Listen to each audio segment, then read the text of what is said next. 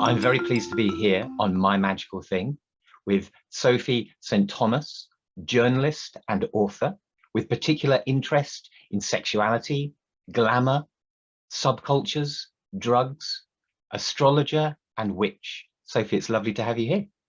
Thank you so much for having me.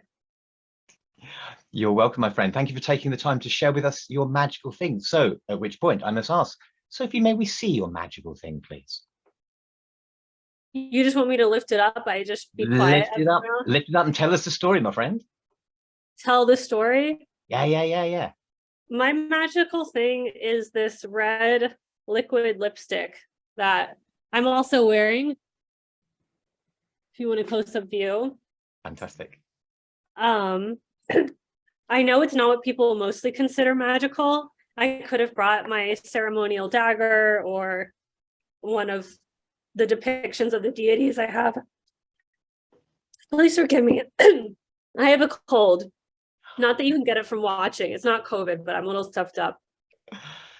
But I am one of those people that find it really fascinating. I think because I'm a witch, but also a journalist, when kind of science and society meet witchcraft and we enter this gray area of what is magic. I am Allure Magazine's astrologer.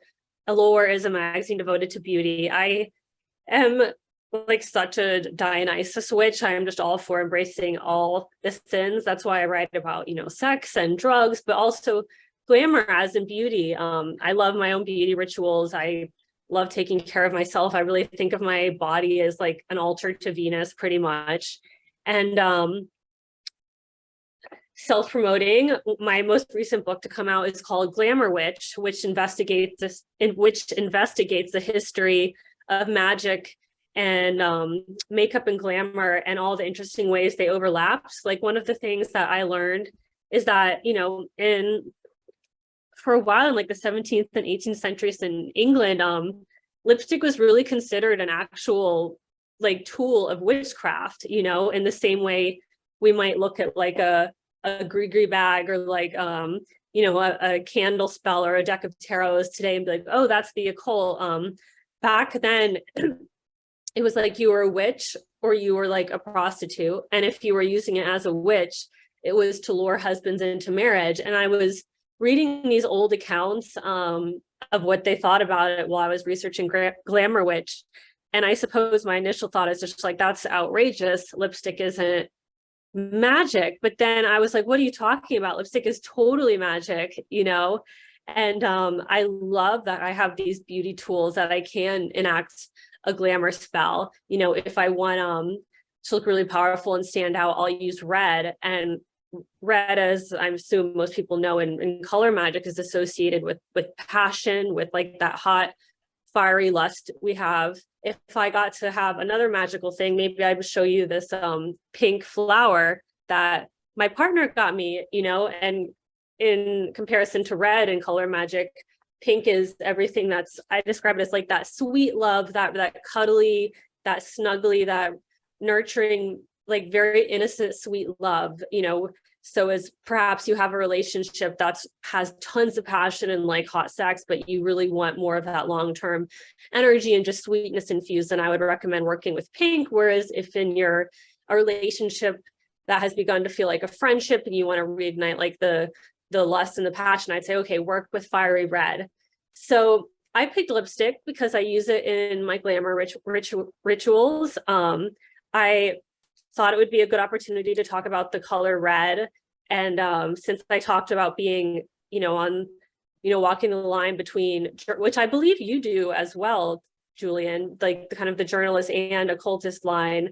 And so science has done studies where they showed men pictures of women in white and then pictures of women in red. And the men naturally rated the women wearing red more interested in sex. And when I read that, I was just like, that I love when like science catches up to what we've been seeing, what witches have kind of been doing forever. And anyways, I also picked this because this is my lipstick, and I know I'm bragging saying this, but I made this with my friend her name is Angelina, and the makeup brand is called Our Darling. It's makeup line that's inspired by Victorian morning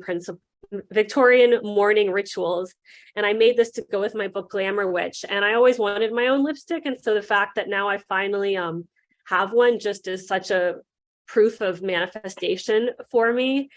So that's another reason why I think this lipstick is magic, because I made this, you know, from my head and my desires and my books and my working with other witches, you know, across the country. And I've probably talked a bit that you can jump in now. Well, I'm really enjoying that. I'm really enjoying the kind of, there is the tradition, of course, of magical practitioners fashioning their own wands and, you know, if they can do it, their magical blades and various other things. So to have been able to fashion your own magical object that manifests that that glamour, that redness, that kind of passionate kind of enchantment, that's truly a powerful magical thing. Yeah, I love it. I didn't make any money off of it, you know. I just got a few of them made. I'd love to send you one if you wear lipstick. Probably not, but I do. I was about to say, if you Google, you'll find a lot of rumors about lipstick being actually illegal. Like in 17th century England, it never was actually illegal, like, you know, witchcraft was at times, but for men it was. Like, I read all these accounts of these poor men who got thrown in prison, you know, because they were caught carrying like a puff or like skin cream. And then, you know, at the same time this is happening, and I think now I'm getting a little off again, what I hope I don't sound too much not like a witch right now, but there's just so overlap for me and what I do. You know, even now I think Western men deal with so much stigma around just being gruff and not caring about their appearance. But then you have places like Korea, you know, where if a man didn't have a whole skincare routine, it would kind of be considered as gross as like not keeping up with your fingernails or something. So, you know, the whole idea that men can't be pretty or enjoy glamour magic and glamour rituals, as well as for me, like taking care of myself with skincare and beauty is just good for my mental health in general, because it really is a exercise in mindfulness. Anyways, it's very gender inclusive. I am all for men of all orientations wearing makeup without worrying about being made fun of or put in jail. Having been a young goth with elaborate backcomb hair and elaborate eyes and lips and so forth, I completely am in agreement with you. Sophie, that's fantastic. Put some photos of you as a goth into this episode. There are precious few of them in existence. I'll see if I can track some down. But Sophie, that's fantastic. Thank you very much for taking the time to share with us your amazing magical thing. Could we have another look at the lipstick in question? Sure. It's the liquid matte lipstick. It's a pretty just on the nose red. I'm wearing it now. The upside, I will say, is that this stuff is really, I thought it was appropriate for someone like myself who also writes about sex magic and has a book called Sex Wish, because this like doesn't come off when you make out or have sex with someone, which can be rare for a red lipstick. I will be full disclosure, the downside of that is that it's a little harder to take off, but in my opinion, it's worth it. That is truly a magical thing. Sophie, thank you ever so much. It's really appreciated, my friend. Thank you for having me. Bye-bye. Bye.